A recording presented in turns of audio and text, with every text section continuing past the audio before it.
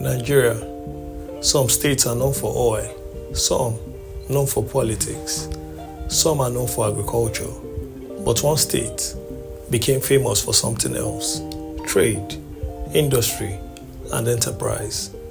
That state is Anambra State, a place where business is not merely an occupation, it's a culture, a state where commerce flows through the streets like electricity, where children grow up hearing conversations about importation, manufacturing, wholesale, distribution, and investments, where markets never truly sleep, where factories rise beside family homes, where ambition itself becomes an identity.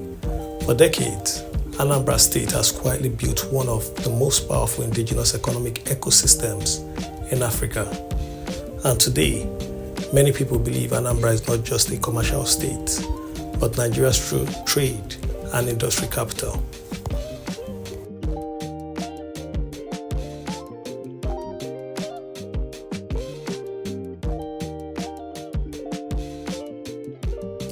To understand Anambra's economic dominance, you must first understand Onitsha. For centuries, Onitsha has been a gateway of trade. Its strategic position along the River Niger transformed it into one of the most important commercial cities in West Africa. Today, the city hosts the legendary Onitsha Main Market, widely regarded as one of the largest markets in West Africa. Every day, thousands of traders move through its streets. Electronics, textiles, pharmaceuticals, auto parts, household goods, industrial materials, everything flows through Onitsha. According to the Onitsha North Local Government overview, the city records over 500 billion naira in annual trade volume, with more than 10,000 active businesses and over 150,000 daily market visitors. That scale is extraordinary. Entire supply chains across Nigeria depends on Onitsha. Goods imported through Lagos often end up distributed through Onitsha to the rest of eastern Nigeria and neighboring countries. The city is not merely a market, it is an economic engine.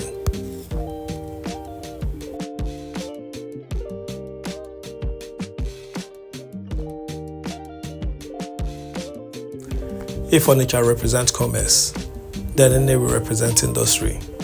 For decades, Nnewi has earned a nickname heard across Africa, the Japan of Africa. And unlike many exaggerated nicknames, this one has evidence behind it. According to the Nnewi North official portal, the city hosts over 1,000 industrial enterprises spanning automobile parts, plastics, pharmaceuticals, electrical products, metal fabrication, and manufacturing. This is not accidental. Nnewi developed a unique indigenous industrial culture, unlike economies built entirely by foreign corporations. Nnewi's rise was driven primarily by local entrepreneurs, men and women who began as traders, then evolved into manufacturers. The model was simple: import products, understand the market, learn the technology, then begin producing locally. And eventually, entire manufacturing clusters emerged. Today, companies linked to Nnewi produces cables, batteries, plastics, motorcycles, industrial materials, pharmaceuticals, and automobile components. The city became proof that indigenous African manufacturing could succeed.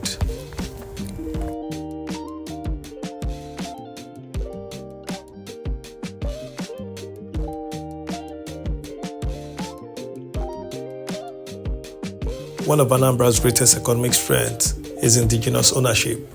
Unlike many regions dependent entirely on multinational corporations, Anambra produced its own industrial giants, named like Innocent Vehicle Manufacturing. Ibeto Group, Qtix plc, became symbol of local industrial ambition. According to official regional development reports, Nnewi houses major indigenous manufacturers, including Innocent, Qtix, Coscharis, Chikason Group, Louis Carter Group, and numerous industrial firms. Perhaps the most symbolic achievement came from Innocent Vehicle Manufacturing. The company established Nigeria's first indigenous automobile manufacturing plant in Nnewi. That moment changed perceptions. Because for decades, many Nigerians believed large-scale manufacturing was impossible locally, but Nnewi challenged that assumption.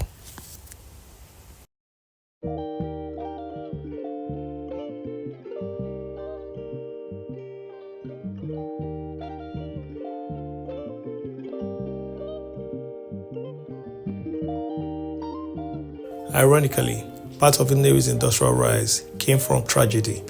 Research on the Nnewi industrial cluster shows that after the destruction of parts of Onitsha during the Nigerian Civil War, trade activities increasingly shifted towards Nnewi. Necessity created innovation. Spare part traders began importing components. Then they started modifying products, then assembling, then manufacturing. What began as survival eventually became industrialization. By the 1990s and late 1980s, Nnewi had transformed into one of Africa's most important auto parts clusters. A research assessment of Nnewi's automotive industrial clusters noted that the city became a major center for automobile components, motorcycles, commercial vehicles, and bicycles. This transformation was remarkable because much of it happened without federal support. Private citizens built industries, largely through entrepreneurial networks, apprenticeship systems, and family business structures.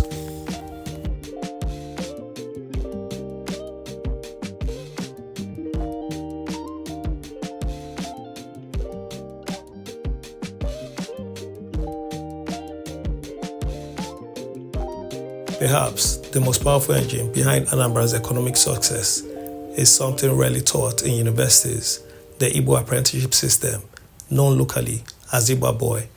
This informal economic model transformed thousands of poor young boys into successful entrepreneurs. The process was simple. A young apprentice learns under a master trader for years. He studies supply chains, customer relationships, importation systems, market psychology.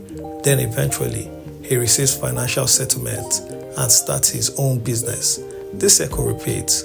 Over generations, the system has created one of Africa's largest self-replicating entrepreneurial cultures. And nowhere was this system more powerful than in Onitsha and Nnewi. This was not merely commerce. This was economic multiplication.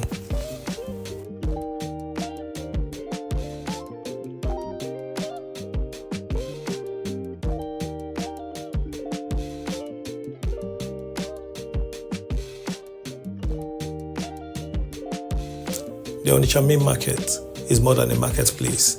It is an ecosystem, an empire of commerce. The market has become internationally famous due to its size, scale, and economic influence. According to official Onitsha North record, it remains one of the largest markets in West Africa and serves as the epicenter of trade and commerce in the region.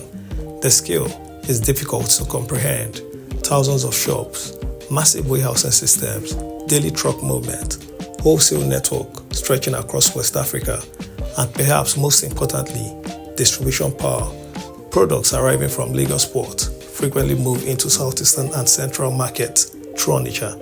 In many ways, Onitsha became the warehouse of eastern Nigeria.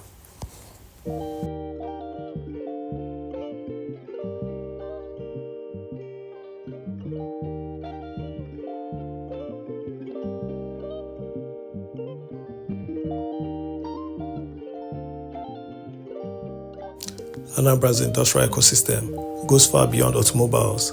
The state manufactures an astonishing range of products.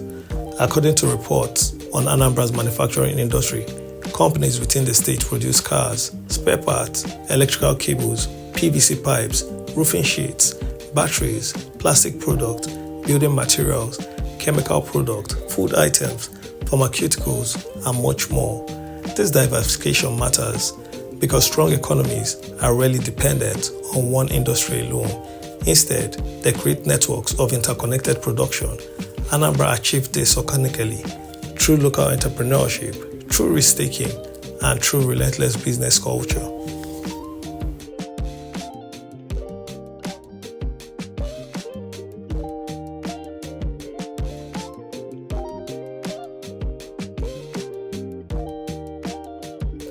Anambra economy differs from many Nigerian states.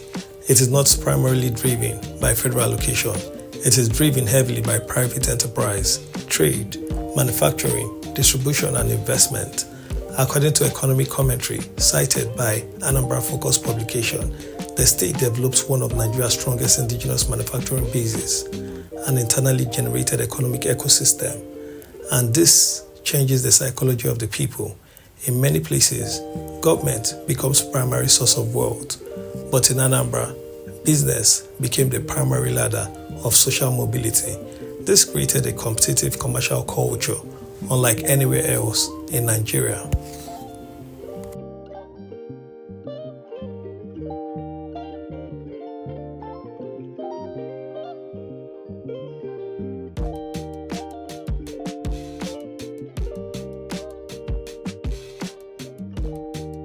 But despite all its strength, Anambra faces major challenges: traffic congestion, urban pressure, infrastructure deficit, flooding risk, and transportation bottlenecks.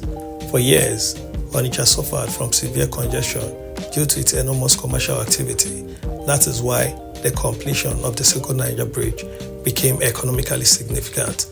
The bridge improved connectivity between southeastern Nigeria and the western parts of the country, because trade depends on movement, and movement depends on infrastructure.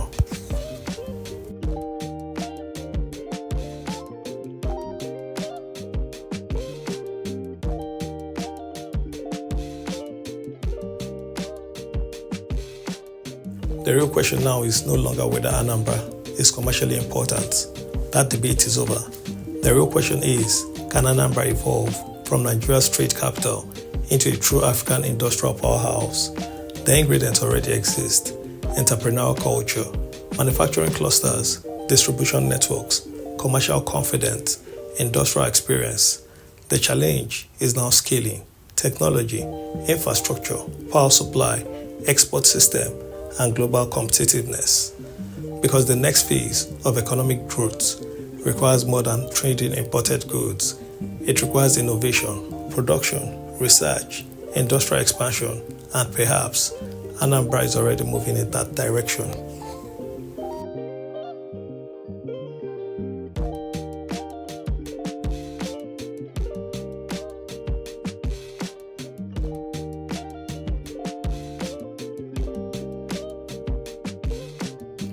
Anambra State carries a powerful slogan, Light of the Nation, and economically, that light has burned for decades. From the markets of Onitsha to the factories of Nnewi, Anambra built something extraordinary, not through oil wealth, not through massive federal dependence, but through commerce, industry, and entrepreneurship. The state became proof that African enterprise can create industrial ecosystems powerful enough to shape entire regions. And if current trends continue, Anambra may not only remain Nigeria's trade and industrial capital, it could become one of Africa's greatest indigenous economic success stories.